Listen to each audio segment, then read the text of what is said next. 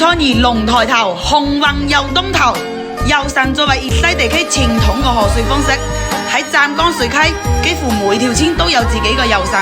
今日就係戒炮開嘅遊神啦。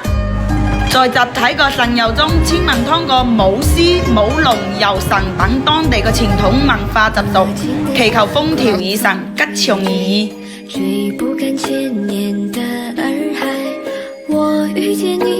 喺遊神嘅嗰一日，主人家會聘請親戚朋友過來食飯，只要你帶上一箱王老鼓，你就可以去免費食免費飲啊，冇使錢噶。我相信最美的情緣不在天上，在人間。下面帶大家睇睇我哋當地比較有特色個西瓜糖切鑼鼓頭段。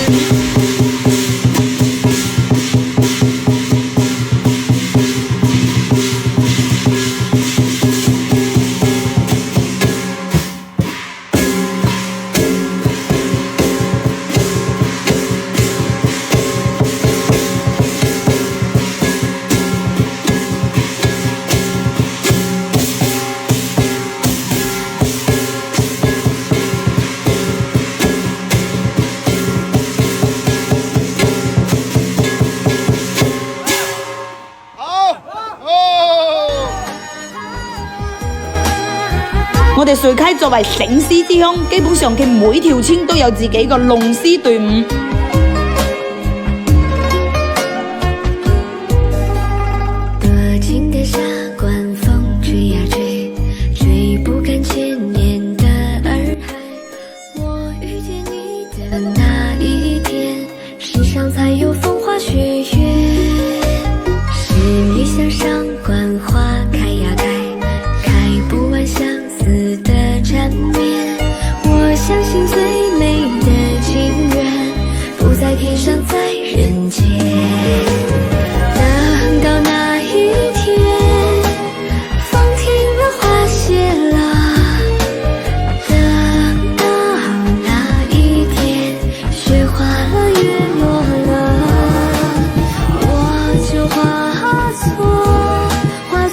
今晚個戒炮開人山人海啊！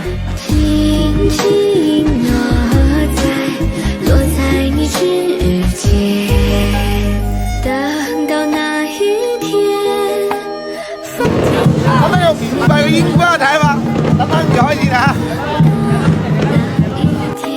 又到咗最後個放煙花環節，祝大家喺新嘅一年生活就好似煙花一樣燦爛，多姿多彩，幸福美滿。